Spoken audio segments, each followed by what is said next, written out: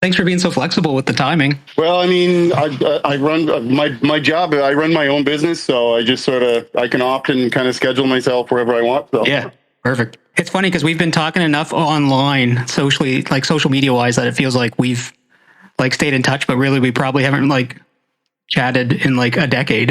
Yeah, it's true.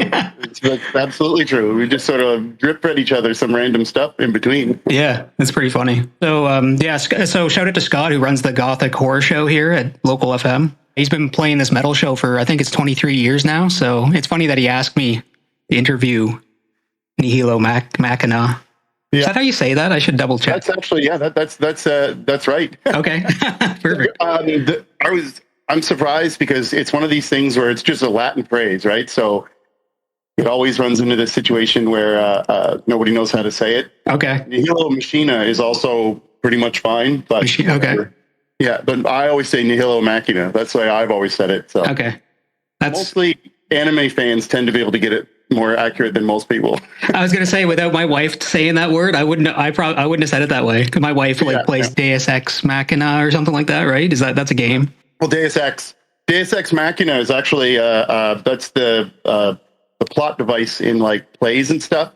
Oh, where when you paint yourself into a corner with a play, something miraculous happens to come and take you away. That's what that term is.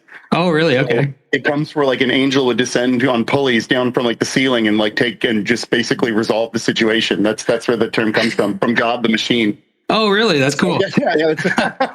I had no idea. So it's kind of, okay. So it's kind of like when they wake up, like the end of Super Mario World 2, where he just wakes up from a dream. Yeah, that's called the Deus Ex Machina. So all right. I had to learn all these things when I chose this name. So you can sound like you knew what you're talking about. No. That's funny. Yeah, okay. So let's talk about the first. So it's interesting that I just happen to know the person that Scott asked me if I could interview. So that's kind of neat. Cool, yeah. Because he would have been playing your first, like I said, he's been at it for 23 years. So the first record, Last Messiah, that came out in 2015. Yeah. So I know he was spinning that back then, which is fun to think about, right?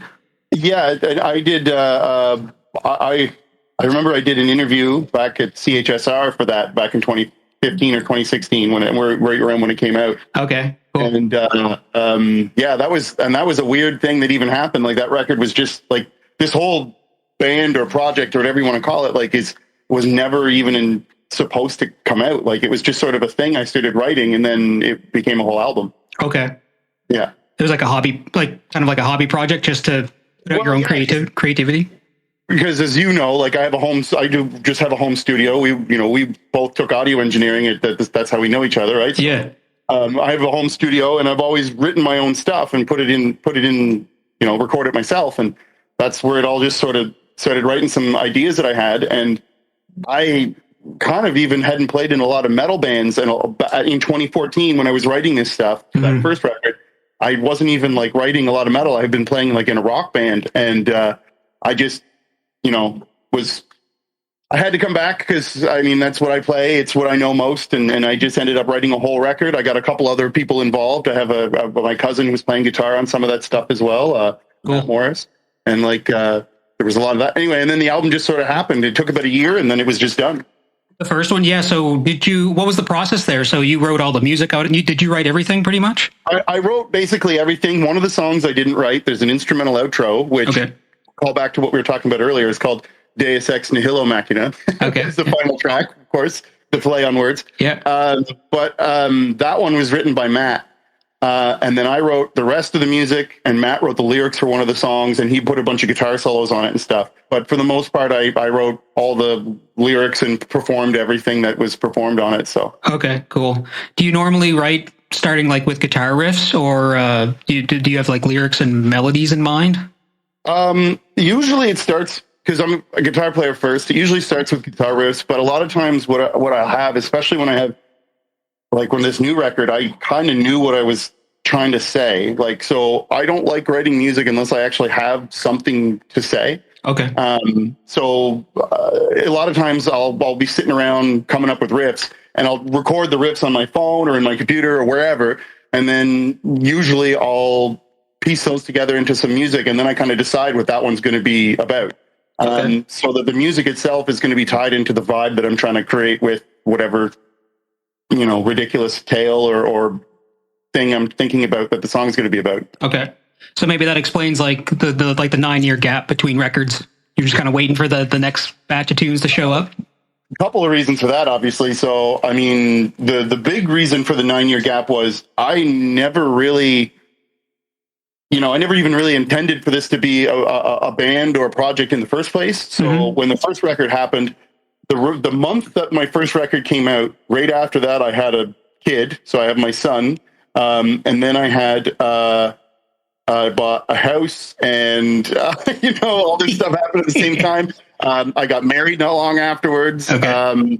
I started a business, and then COVID happened. There was a lot of stuff going on, and it was literally just a very, very back burner thing. And I found a post on social media 7 years ago that I had said, I am working on a follow-up record. It will be out eventually. Okay. And I wasn't wrong. Yeah. Kept your word. So the music that's in one of the songs that's on my new record was actually a song that didn't make it to the first record. Okay. So there's one of them is actually that old, and then the rest of it is all new, with the exception of the outro track, which is sort of a separate thing. But yeah, it was almost all in the past 4 years was all written except for that one song, which was from the old record that didn't make it. Okay. And which song is that? Do you mind pointing it out? Black River Part 2. Oh, really? Okay. Yeah, that song, because it's the longest track, and it was slightly reworked from the original, but it's the second half of the title track. Yeah. Or when the vinyl comes out, it's actually the first track on side B. So that one was the song that I felt it actually sort of tied it musically to the old record, but I found musically it was like the most mature out of all the stuff that I was doing on the old record, and then it just sort of sat around and was sort of a kickoff point for the rest of the music on this new one. Yeah, that's interesting. It's funny. That's one of the tracks I've played the most on my show, and it happens to show up on my when I'm shuffling a lot. It suggests that song. And when I was listening to Last Messiah, I listened to both records back to back, and they did seem to flow together pretty well. Obviously the production's a little different. I would say the guitar tone's a little different, but yeah, it's interesting that song, which has the title track, is kind of bridges the gap. Yeah.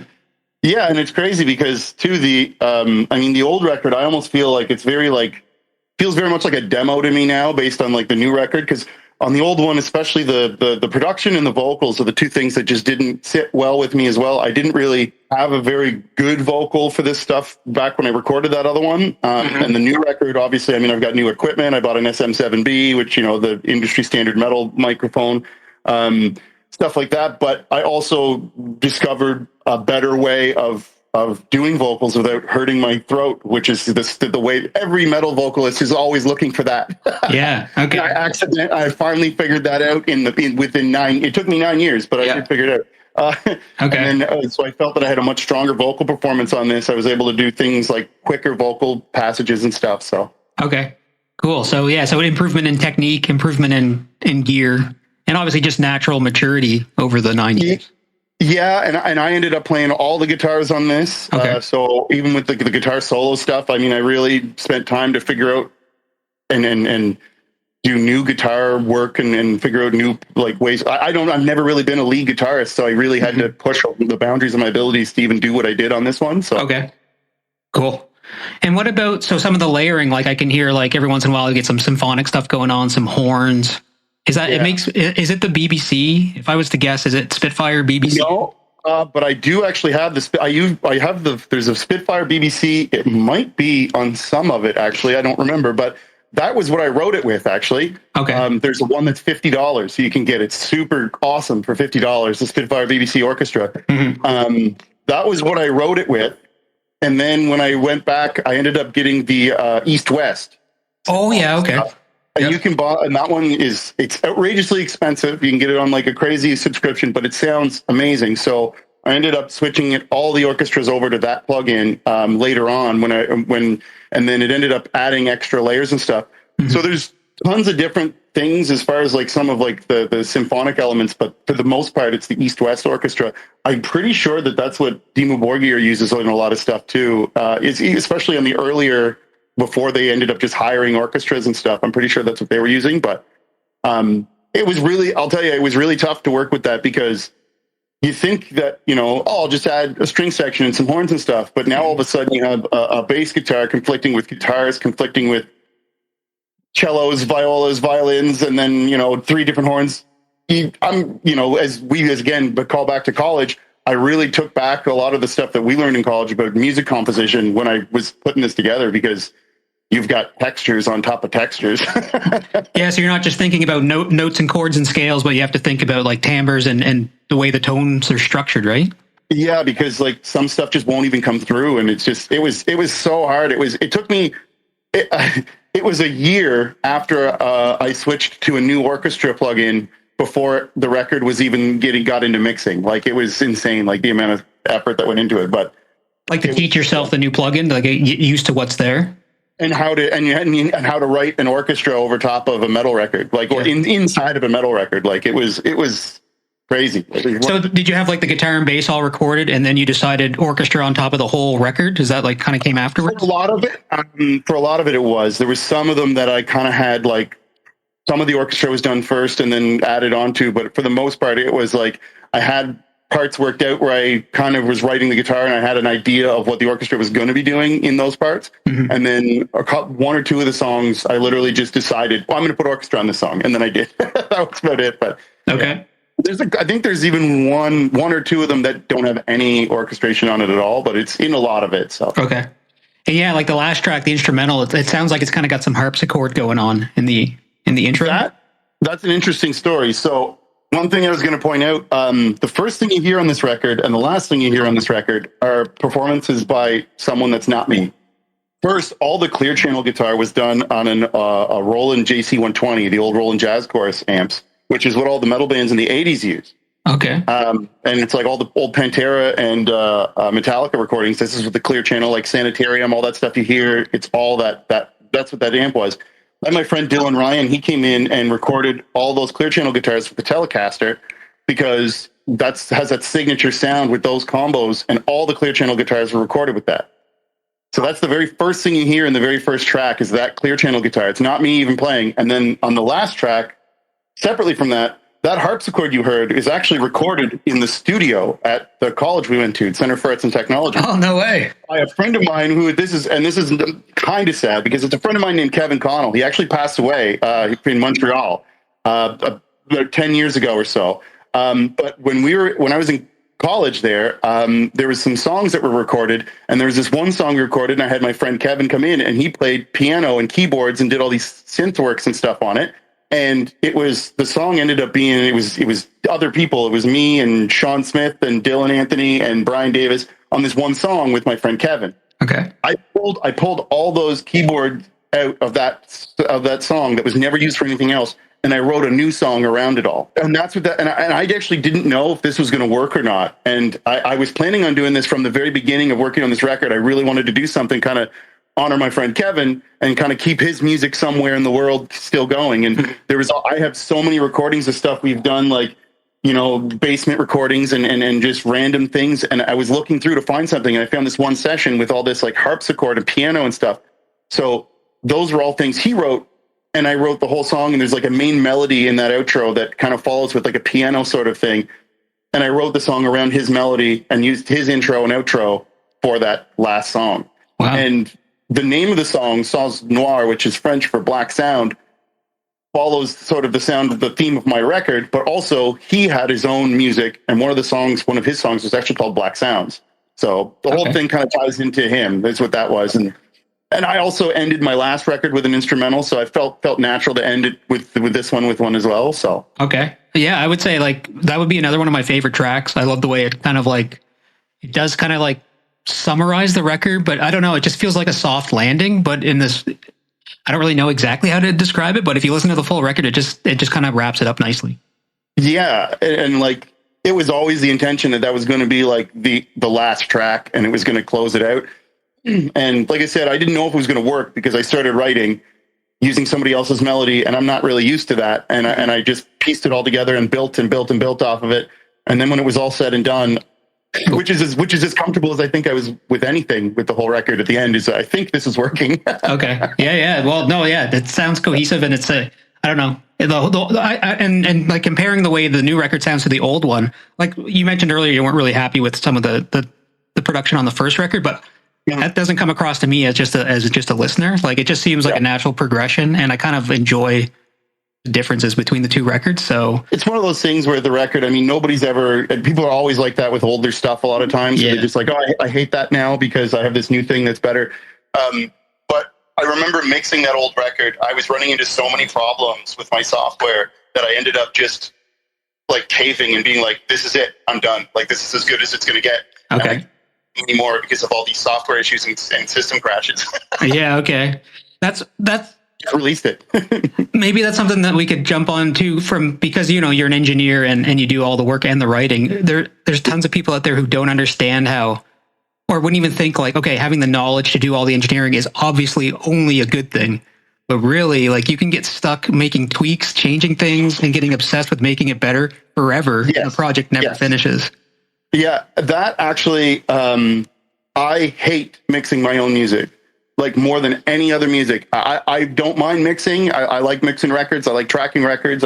I'm working on, it's in the middle of working on this record. I've been doing two other ones. One of them's already out, which was Dylan Ryan did an all acoustic record. And now I'm working on this punk band, Six Gun Smoke. I'm working on their record. It's currently mixing. I don't mind mixing music. I hate mixing my own music for that exact reason that you were saying, because you get into this, you get in your own head.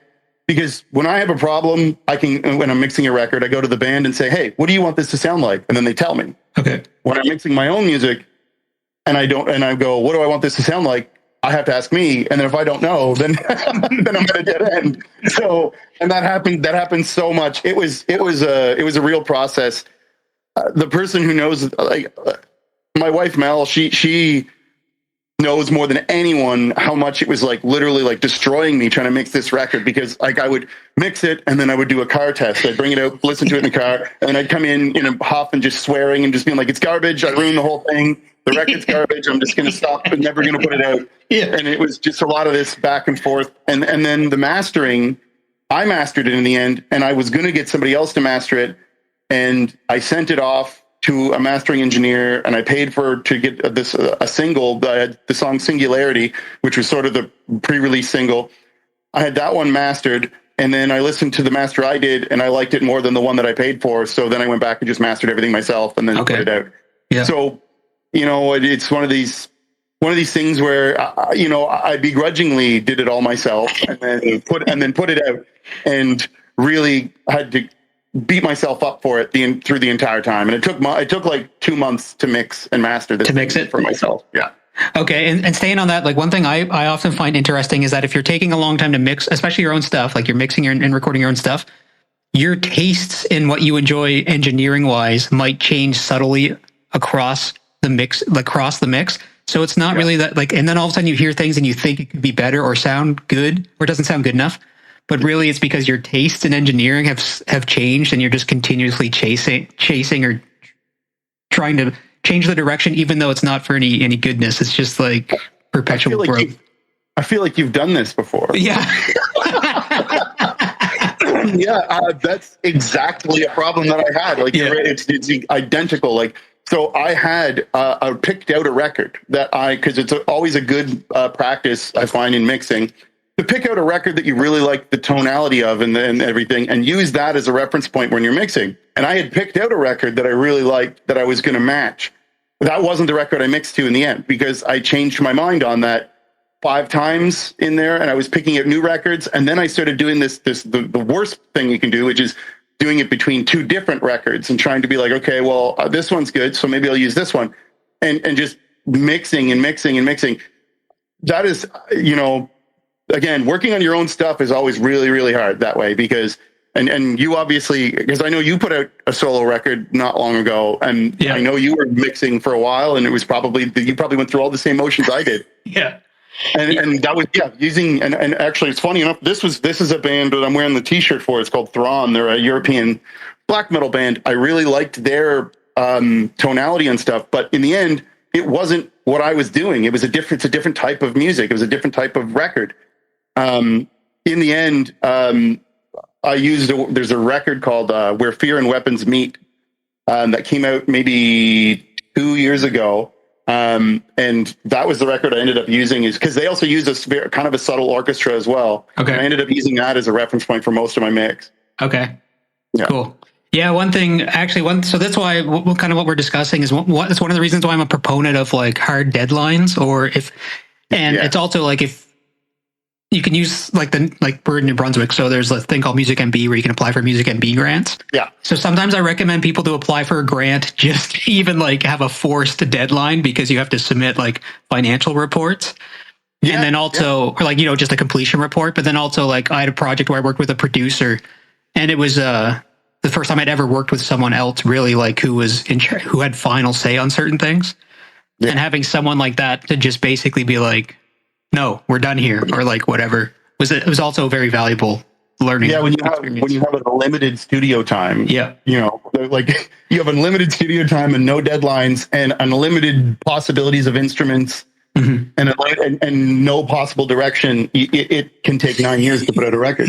No possible direction. That's a funny way to put it. That's the other thing, is that like sometimes, and even with the deadline, you have to create like artificial limits. And that's something that I've talked to, I mentioned before, me and my friend Dylan Ryan, we talk about this a lot in music, and we do very different types of music. He does like 80s, like post-punk, and I do metal and black metal and different types of stuff, and some experimental stuff.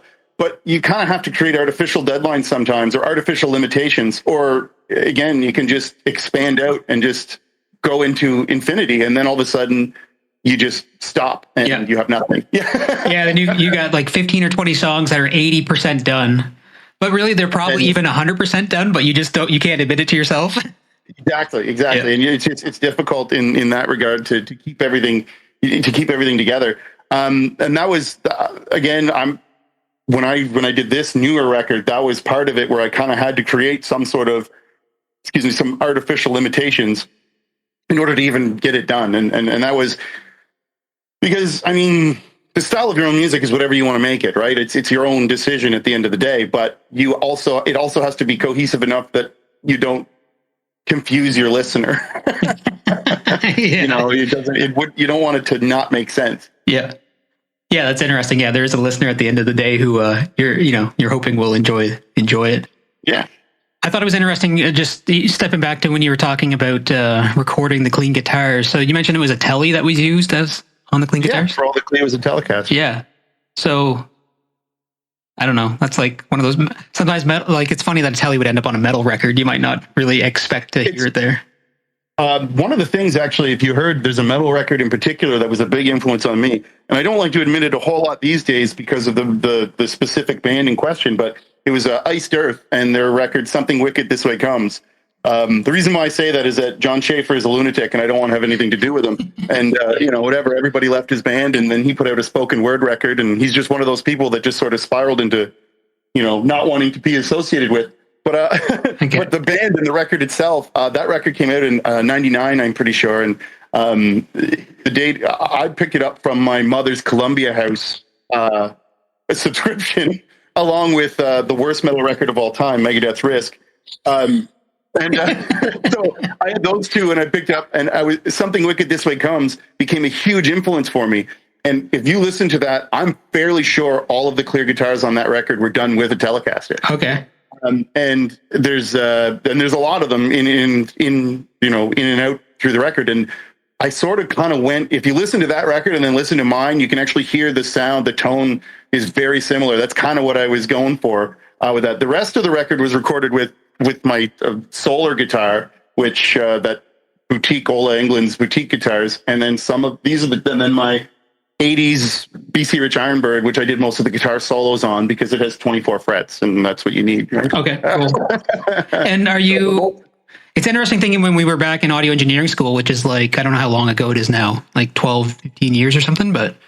You graduated in 2007. I graduated 2008. Okay. So yeah, a good amount of time. It's funny thinking about how far amp sims have come. Like, do you use amp sims, or like amp sims back then were just like, you could use them for demos and writing purposes. And if you had like in a pinch, you know what I mean? But now they're almost like, you wouldn't even question not using an amp sim. Yeah. So amp sims back then were basically the same as if you just put an overdrive pedal direct into the board. Yeah, that's a good way to put it. Yeah. Everything was very fuzzy, and I used to use them for writing then as well. But no, I did use there's a lot of amp sims on this record as well. I use some of them from there's Nimbrini, I think is the name of it. They do like a 5150 like clone, and then there was like a Mesa dual rectifier clone, which was a lot of the stuff is dual rectifier clones is what most of the guitar tones are. Okay. Everything was quad tracked, which was the longest process. I understand why guitarists hate tracking metal records, because you have to play everything perfectly 8 times for all rhythm sections, and it was just a nightmare. But it does make a huge difference in the tone, and it's worth it. But it's just so much work. Are you changing tones with each track? Are you modifying the tone, or are you just stacking? Yeah. So every one of them, the tracks are all 3 Mesa dual rectifiers and then 1 Marshall. That's usually that's what most of the tones are for each guitar. Okay. And that's the way I got it. And I kind of got that idea from, I know that like, and I don't know if this is true, but I'd heard that the Carcass, they recorded the record Heartwork with, they used like a practice amp on top of all the other guitar tones to get an extra bit of fuzziness. So I kind of did that. Not that a Marshall is, I don't consider it a practice amp, but it was that principle that I was adding like a fuzziness on top of everything else with that extra layer guitar. Yeah. Okay, cool. And do you have kind of like a preferred signal chain going into the software for guitar, or is it just direct in? I got a pedal board that I use. I have an overdrive pedal, a couple different overdrives, and then a couple of different effects. Nothing too crazy. I use there's a Boss Super Overdrive, and then there's a couple, I don't even remember which other ones I used. I'm looking around right now trying to find my pedal board because I just moved some stuff around my studio. Oh, here it is in front of me. I have a big muff that I use on some stuff. I have an old 80s chorus pedal that I use on some stuff. Just some random. I've never been much of like a pedal guy, like a lot of guitar players are. I mean, just to get your basic tone. Yeah. Because most of my guitar work is very just straightforward. There's not much added to it. Okay. So it's all more about the riff, than everything else. But I do use some basic stuff for it. Yeah. And what about so it's a pretty atmospheric black metalish record. So reverb, like, did you have to hunt for the right reverb, or do you got a go-to for that? Because I really enjoy the way like the reverb, the reverb kind of coats, especially with headphones on. That's what makes it a really nice headphones listen. You can tell that you got all the atmosphere going on. There's a lot of and reverb is like if anything, reverb is the single most important effect in black metal. Mm-hmm. Yeah, I believe it. I love reverb. I love reverb so much. If you had to pick one, I would pick a reverb over a compressor if I had to mix a black metal record, right? Okay. Yeah. But so the reverbs, there's a couple of them that I was using, and I know that because I track everything in Studio One. So I used to use Cubase, but I switched over. My last record was done in Cubase, but I've since moved to Studio One, and there's some stock plugins that I really like. Some of their room reverbs and stuff are good. There's one that comes with the East-West stuff, like with that orchestra. They have one that's like a sound reinforcement reverb that like captures all these other spaces and stuff. Cool. That one is used a lot because it gets this really cool, like they use like these impulse responses to bring in like these huge like cathedrals and different spaces and caves and stuff. And I mean, that's all that sort of like signature sound with that. And there was a lot of work with the reverb.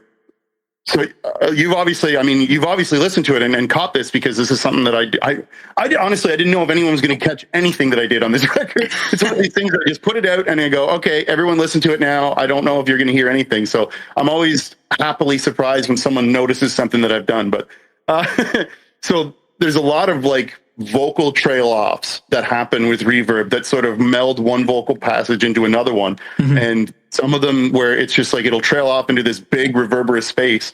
And a lot of this is sort of that idea that where you just sort of say, etc., right? Where it just says, and so on, right? And reverb is very good at saying that, where it's just sort of, and then this were to continue, into infinity. And reverb really helps with that. There's a lot of it on the guitars and stuff to give these big sort of atmospheric spaces, and it's supposed to sound like it's this really large area, right? Because all the lyrics are all about like the universe existing as a single continuous, entity and all this other, like these, it's all very large ideas. So, and very philosophic expansions. Yeah. Well, yeah, like that's what it sounds like to me. And sticking more with the reverb and guitars, like sometimes when this is what I hear anyway, when the orchestration is starting to creep in, it sounds like the guitars are not just going down in volume, but they're getting pushed into the reverb more. So they end up in the background. And you don't even really notice that all of a sudden the sonic soundscape has kind of changed to favor the orchestration. And then obviously the songs that don't have that same sort of orchestration, you can hear just pure guitar tone. But anyway, I thought that was a really nice effect. Again, in headphones, it makes it a really nice listen. Well, this is something too that and you've actually heard some more than some other people, because when I was in the early stages of mixing, I was even sending you stuff that I was working on. Mm-hmm. And this is, again, why it's kind of funny that you were asked to even interview me about this record, because it's like you actually had even heard this even before I even put vocals on it, I think. And yeah. You think you did send me instrumentals. And I really just didn't have any idea what I was doing in the early versions of these mixes, and I was all over the place. And then in the end, I got a new piece of equipment, which sometimes one of the things that everyone always, I don't want to promote the idea that buying a new piece of equipment will give you inspiration, because everyone thinks that, and very rarely does it translate into that. Mm-hmm. But I did get a new piece of equipment that works specifically with PreSonus stuff and Studio One. It's called a Fader Port 16. So it's a control surface that allows me to do a lot more automation and control a lot of things that are happening. And it changed how I was able to mix the record. So that's the things that you're hearing were things I was able to automate in and kind of move things around. And it was a level of mixing that I was not able to do earlier, not easily anyway. And, mm-hmm. You were mouse mixing before? Everything was mouse mixing before, yeah. So, and then now I still use the mouse to automate lots of stuff. If I'm going to pan something, I'm not going to dig at a knob. I'm just going to draw a line with my mouse. But, mm-hmm. But it's something that I had discussed when I was working on it, if I should ever get somebody else with a couple of my friends, if I should hire someone to mix it. And they said, you'll never be happy with this if you get someone else to mix it. And I was like, you're right. And I had to do this mix myself, because the mix was just as important to the songs as the notes and the words. Like everything was a concept, and everything was something I needed to have the control over. Mm-hmm. Yeah, and bringing faders back. So again, listeners who aren't familiar with engineering, they might not really even understand the difference between just mixing with a mouse, but then bringing faders into it. But the faders, it gives you kind of an organic feed. It makes it easier to become part of the performance, because you can move in real time as you're listening to the song, instead of having to pause it and make all these mouse moves. Yeah. Yeah, you get an extra level of performance. Exactly. Yeah. Where there's an extra, almost like an extra instrument at the end, where you're controlling everything in the aspect of the song. Yeah. Very interesting. I was talking to a band called the Mercy Buckets from Fredericton. They did their full length with Keith Hallett, and he records and mixed to tape. So they're younger guys too, and they were explaining to me about how when they went to do the mix, they needed everyone at the board, and that's nothing crazy, but they all had to be there to do their cues, running their own faders, and and that cemented in their mind, wow, mixing can be a performance, and it's not just little tweaks here and there. That's some old school stuff. I have some reel-to-reel tape machines here that need some maintenance that I've been meaning to use for various things. Yeah, the music that I do doesn't really sit well in tape. I mean, it might have, some purists might think that, the late 80s, early 90s stuff, but I don't feel that my stuff would suit tape, because it just, that warmth doesn't sit there. It doesn't sit well with it, but I want to put some more stuff into tape. I haven't been able to get these machines operating into the way that I want, but yeah, it's one of those tough things. And then I imagine they require quite a bit of maintenance. I bet Keith would say man, I'm working on these. Every other week I'm fixing something. You legitimately have to buy maintenance kits for them, and they're $300. Yeah, to get one up and running and keeping it performing. So maybe we can talk to you about. Sorry, I didn't ask how much time you have, James. I wasn't really sure. I got lots. Okay. Another thing that's changed. We were talking about amp sims and how they changed since we went to school, but another huge change. So I took a 5 to 7 year break from engineering. Literally, all my I tried to sell all my gear actually, but I had it all in the closet. Everything was torn down. I just was done with music fully.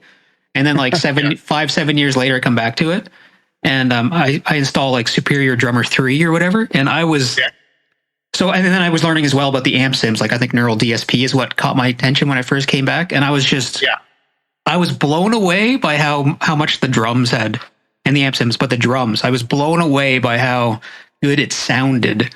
Yeah, and a lot of it is like they sample real drums and then they sample it at different velocities. So yeah, you can get like a really natural performance out of drum machines. I know that one of the first things I heard that really caught my eye was that Meshuggah had put out a sample kit of their drummer and the drum kit and it was a plugin for Easy Drummer or Superior Drummer. Those are the same company, but yep.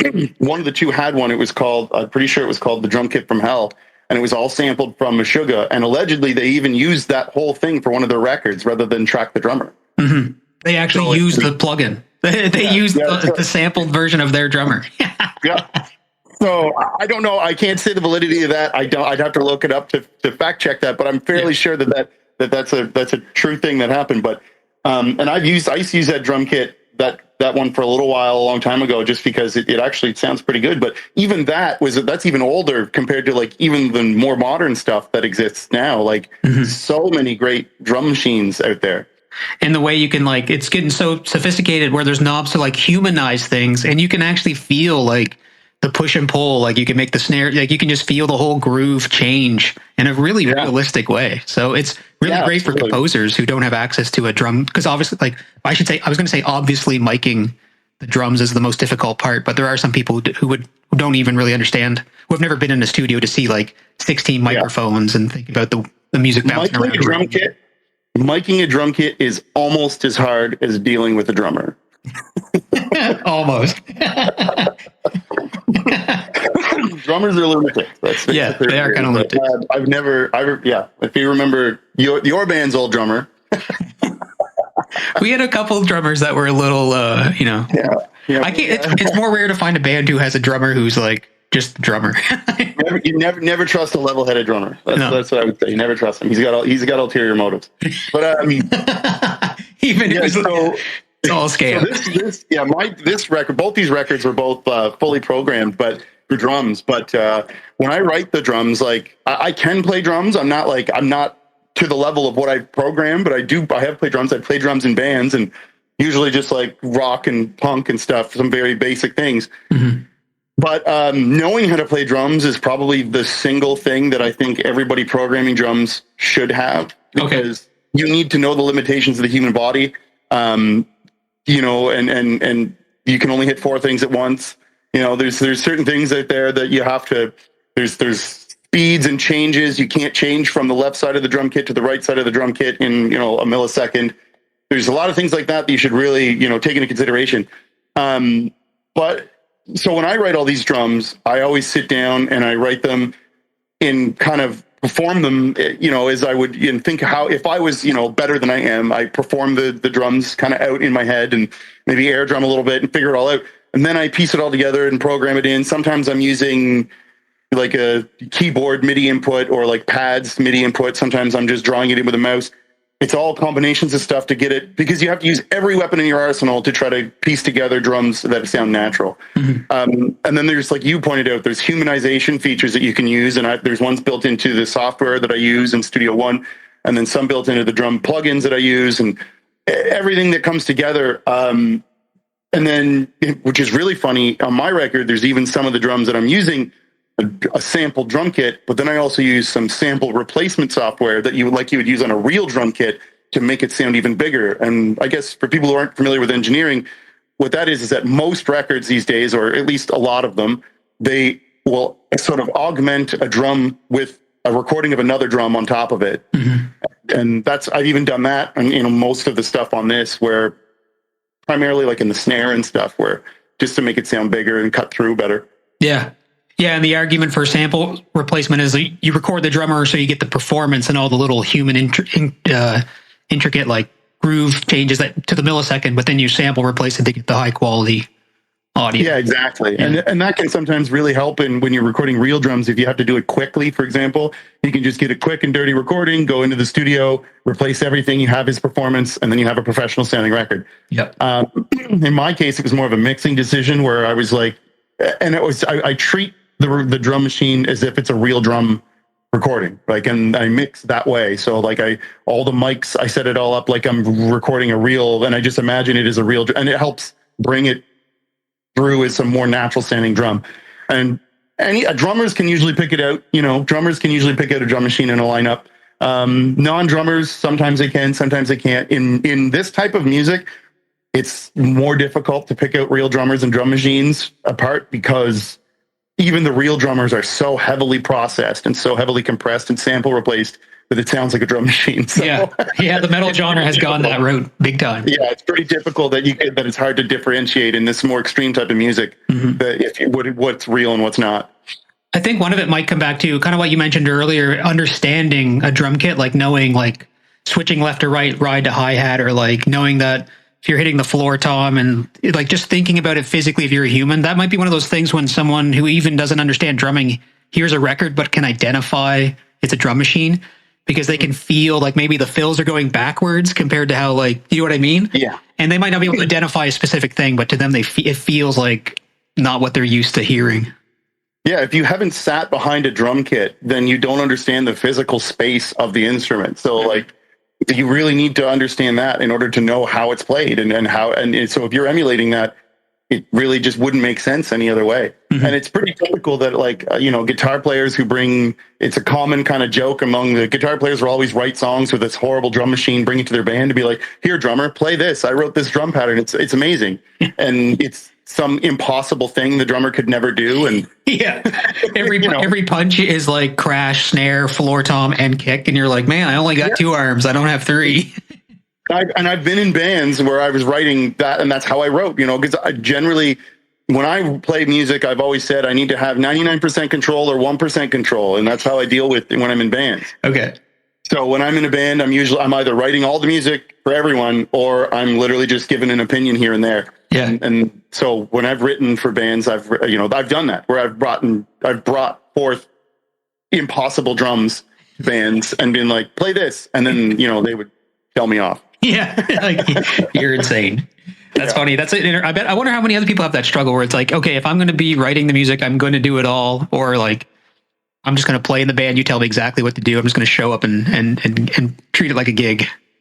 For me, and I know that some people, they're more comfortable in a more collaborative environment. And I think that I'm, for years I used to think that I was good in a collaborative environment. I've had to come to accept the fact that I'm not. Okay. That I'm a complete control freak with music, which is, this is a one-man record where I did everything and had to produce it and everything, and wouldn't even let anybody else master it. This you even paid for a master test. Yeah. I paid somebody else to decide that I wanted to do it myself. But yeah, that's the way I have to operate, because I just know that when somebody else does something, I just get frustrated with their decision and I just can't deal with it. And I don't even know if necessarily it would be better or not. It's just, I always just have this very specific vision for stuff. And when I cannot deal with, if I can't get that specific vision out, sometimes I will even compromise the quality in order to get it exactly the way that I wanted it or had it in my mind. Because for me, it's more than just, is this song as perfect as it can be? It's what I wanted it to be. And it's an expression that I needed to put out. Okay. When you say compromise quality, are you talking about like the fidelity of it, like the mix of it, or like? I would say more like maybe I might choose, specific like lyric passage that might not sound as good as something else. So, but I'd be like, but this is what I want to say. So I'm going to say this rather than something else that might sound catchier, for example. Okay. You find too, like so I can kind of relate, because like I used to think too, like I used to enjoy collaborating, and I still do, but just not as much as I thought I did in the beginning. I kind of forgot what I was going to say. So it's good to know that it's so like coming to terms with that. Like, how did that happen? Like, did you just kept like putting yourself into situations where you were frustrated and you realized, okay, I remember what I was going to say. It's like, okay, I want to explain my vision or explain my idea, but it would be quicker if I just sat down and did it. So get out of the way. Is that kind of like, exactly, that's exactly what it is. Yeah. And I mean, I could sit here and get you to try to do this for me, or I could just do it myself. Yeah. And I mean, it comes down to, I have that as a part of my personality in general. Okay. I mean, not only do I do this, but I also run my own business. Like, I literally am self-employed as well as a woman. This goes across everything in my life. Okay. You can come across as an unpleasant person sometimes in these situations, but in the end, it's like, I'm really looking for these specific results. And, at the end of the day, I will say in my own defense in some of this stuff is that if someone does present me something that gets to the result that I'm looking for and in better or more efficient way, I always accept it. Like if someone does bring forth something and says, this is what you're trying to achieve this, here's how to do it. You're doing it a stupid way. Here's a better way to do it. I always accept that. That's something that I would do. But if you remember, I was in a band called Holophonic Porno with with the instructors from the audio engineering school we went to. I actually quit that band because I wasn't given any artistic control at all. Like I had brought in, and you know the thing is that they were very forthright in that they told me that this was what it was. I was basically a hired gun. I was a live musician. It was their project or whatever. Yep. But I really wanted to contribute to it, and I had some music I was writing, and I had brought some music to them, and they had turned it down. And then I'd realized that because I wasn't able to write in it, I wasn't interested in doing it anymore, and I quit the band. The band ended up kind of dissolving for other reasons later on, but that was a decision I made at one point. So that was kind of the beginning for me where I realized I can't, if I can't have full control, then I just have to show up to play somebody else's music. Mm-hmm. Which I've done. I played bass in like a punk band and stuff for a little while and things like that. So okay. Yeah, so that Holophonic Porn, I do remember that band. The record was solid, and that was like the first time where you were trying to be like, no, I do want to collaborate, so you're trying to like. But do you think maybe you would have like slowly wanted more and more control if they would have? Probably, yeah. And it probably would have went bad, which is probably why they were smart to be like, no, you shouldn't have any. It was best for in the long stretch of things. It would have been absolutely to their benefit for me to have quit that band because at the time it was a frustrating thing for them and for me and stuff. But in the long term, I most likely would have just been constantly trying to take more and more control of it without even realizing, right? Just because. It's just how I like to deal with music. I like to have the final say. Yeah. Yeah, that's a good realization. I can remember thinking like I was kind of the manager of my old band, We the Undersigned, and I always thought I was doing the what was best for the band. But I'd always imagine in my mind like, okay, I'm going to delegate these tasks so we're all involved, except I wouldn't really ever delegate the tasks. And if I did, I'd always want like final say on how the task was finished off. So it's like you end up giving musicians busy work. Yeah, busy work. And then you're still going to like check their work anyway. And then it's just kind of insulting to them. And anyway, it's a tough lesson to learn really as like. It was. And like I said, it's one of these things where when I came to that realization, I became a way better musician in other bands because I show up and I play the songs. They tell me how to do it. I play it, whatever, and then I'm off. I don't have as much time to be doing that these days, but I did. Like I said, I played bass for a punk band called Six Gun Smoke for about a year, and I actually, funny enough, I had final say, but then no say at the same time because in that band, I actually produced a record while I was playing bass for them. So okay. I wrote the bass lines that I was playing at the time, and then produced their record and helped them kind of get the songs together. But at the same time, I was giving them I was trying not to, overstep and produce and rewrite their songs because I just wanted to go out and play their songs for them, the way that they wanted them. Gotcha. Okay. And actually maybe you have some thoughts on this too, because Nihilo Machina is basically like a recorded project, right? Like you don't gig. So I bring this up because it used to bother me, like if I was writing songs and recording songs with drums at home, I always thought like, okay, before I put anything out, I have to tell myself I'm going to perform it live as a band. And then there was a moment in time where I was like, man, visual artists, like they paint a picture and they just hang the picture on the wall. Like they don't perform themselves painting. And then if for some reason it gave myself permission to just work on songs in Pro Tools and put them out at my leisure. Did you ever have to deal with that? Like thinking, okay, this project has to have a live aspect to it. And did it ever, if you did think that way, did it ever like hold you back from putting it out or anything like that? Well, I won't hold it against you for using Pro Tools. So, anyway, oh no! Whoops. But you should though. Yeah, absolutely. So when the first record came out, there was actually we had worked out a lineup of people to play a live lineup. This was actually going to be. I had sent it to a drummer who was rehearsing it. We had a bass player lined up. I was going to play guitar, do vocals, lead guitarist. We had it all worked out, and. It kind of fell through with some of the stuff with a couple of actually it was mostly one of the musicians involved and some of the stuff fell through. But and then it sort of just spiraled out and just never happened. When I did this new record, I had basically went into it with zero intentions of ever performing it live. I thought if for some insane reason the record explodes, there's no reason why I couldn't just get a bunch of people together to play it, because you can hire people. I have friends that would be more than happy to play it. I probably wouldn't play guitar, even though I did play all the stuff. I would probably just do vocals, and then just get guitar players to do it. It would be easier for me to perform it that way. But also, I'm really not very good at playing guitar and doing vocals at the same time. It's one thing that I've just never gotten the habit of. The riffs that I write tend to be a little too riffy and a little too involved, and it ends up mixing too much in my head. But a lot of the bands that I really like, that I grew up with in black metal, a lot of them are like one-man bands, like Old Man's Child or Diabolical Masquerade. These are all one-man projects with just a studio drummer in them, and then some of them have taken it live. Old Man's Child did do a limited amount of like live stuff, but that's his name's Galder from Dimmu Borgir now. He's a guitar player for Dimmu Borgir. That's his project he's had for years. Okay.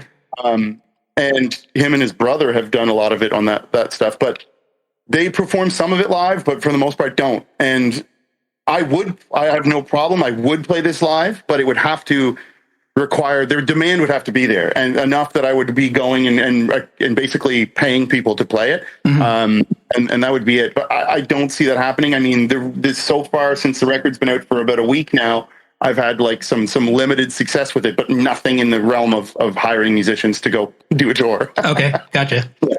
Cool. Yeah, I think, I don't know why I find that fascinating, but for some reason I always associated with composing music as having to perform the music. I don't know why, but that was always in my mind, that you have to perform the music if you're writing it, which like this is like 10 years ago where I snapped this in my mind, but it was a big change to me. So you know what? It's something you do have to decide, like what you're doing with the project. It's just that with this type of music, I was used to it existing in a studio only environment. In my head, it was already a thing that has existed, and I was fans of some of it that had existed. So that, and I mean, I did release this on vinyl, which without having a label or anything, this was not an easy record to put out.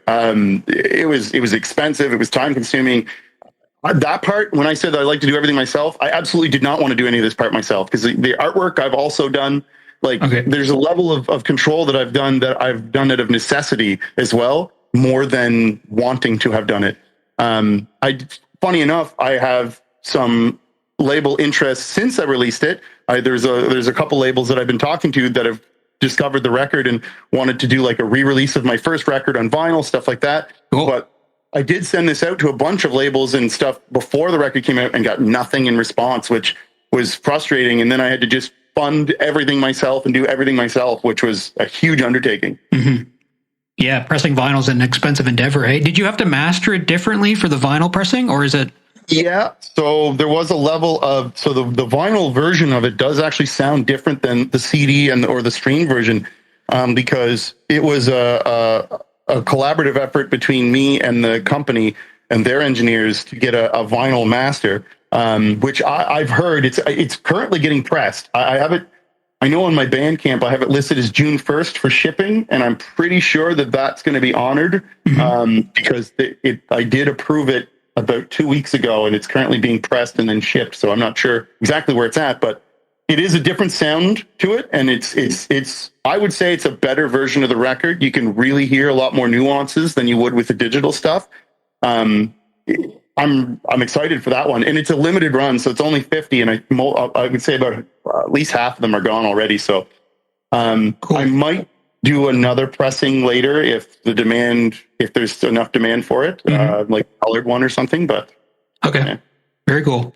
When you were kind of going back to engineering land, do you separate the stages between like pre-production, recording, mixing, or are you kind of like doing the hybrid thing where you're like recording and mixing at the same time? You know what I mean?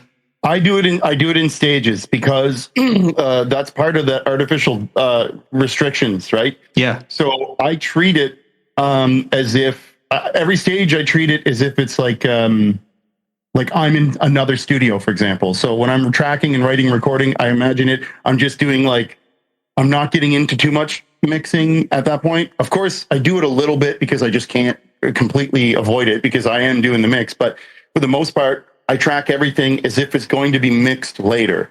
And then sometimes I might do some test mixes to make sure that the ideas are going to work or whatever. But and then when I'm all said and done, when it's all recorded, I zero everything. And by that, I mean, I remove all of my effects. I remove all of my, equalizers, everything. And then I start a mix from scratch. Okay.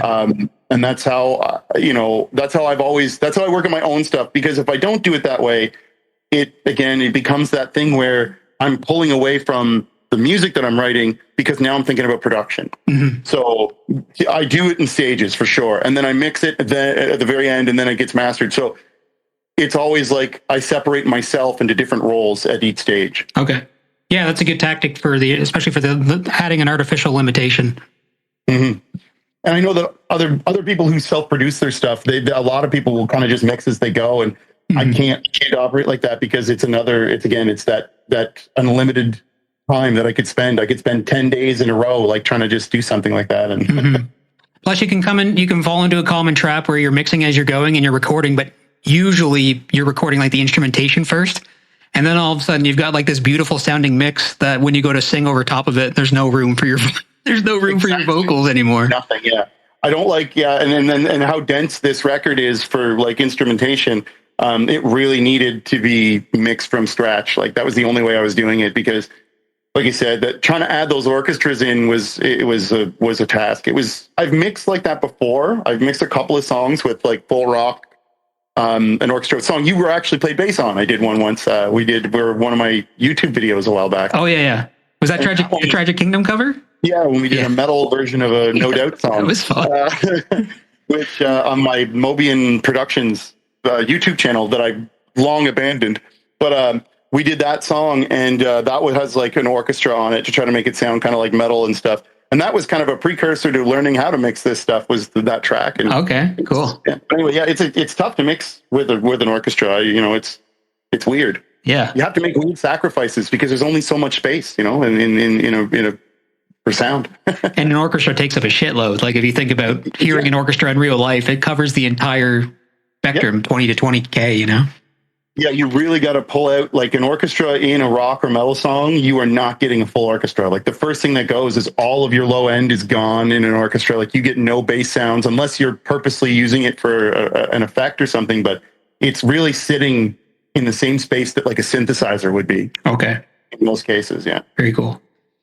Well, we've been at it for about an hour. The time flies, man. Is there anything you want to plug before? I guess just the record, yeah. So, I mean, you can buy, I've got merch on my Bandcamp page. I got shirts and patches, the CDs, and CDs are out already.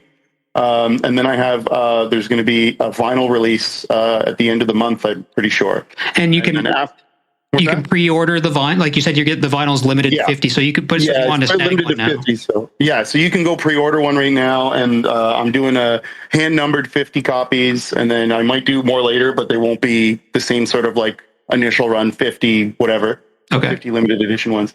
Cool. And then like the CD's already shipping. I've already been sending that. I've sent it as far as Italy already. So. Oh, nice. That's cool. Yeah. And then it's also on all the streaming platforms. It's on Spotify and all that, iTunes and all that good stuff. I should grab a copy of the actual CD at the radio station where I'm at right now. We've got a pretty good CD library collection. Shoot me the address. I'll mail it off to you. Oh yeah. I can rip her into the database and then we'll put it in the play box. But it's funny here because we grew up with CDs because we're like nearing 40. But some of the young, and this is on the UMB SJ campus, university campus. So sometimes kids will come in here and they're like 20 and they go into the CD library. And it just blows their mind that there's like walls and walls of CDs because they like haven't even grown up with them. So it's one of those old man moments. But I have CDs. All the CDs that I own now are all ones that I bought directly off of bands and stuff, and in order to support them. But I mean, as soon as I get the CD, I rip the CD and then keep it digital. But and then I put it on a shelf to look at. That's about it. Well, and so one of the things I've been doing is backing up all these old local CDs, and we're discovering like they talked about 20 some years ago that eventually CDs would start to degrade and fail, the CDRs. So so anyone listening who's been not backing up their CDs, like we have CDRs now from some local bands that just won't boot up, and they're potentially just gone. They're just lost. Burn CDs are all they use an organic layer that breaks down over time. Is that what it is? Yeah, so it oxidizes and then it'll actually stop reading. So that's brutal. Any of those, even like because the pressed ones are different. Mm-hmm. So like my first record was a CDR. It won't last as long. My new record, I got actual press CDs, so it'll last longer. But those CDs, those CDRs and stuff, and old DVD backups and all that stuff. I mean, my business is actually IT and computer repair. So this is what I actually do in my day-to-day life. Okay. I don't just run around screaming black metal lyrics all day. I would love to, but I can't. Doesn't make any money. Yeah, that's what I normally do. That's why I know this stuff. But okay. Well, it's probably worth warning people because some people would back up the engineers. I mean, as well as just music fans, but engineers who have been backing up sessions on DVD-Rs. Yeah, they might have a catalog of from sessions of 10 or 15 years ago that they aren't even thinking about that if they ever need to look them up.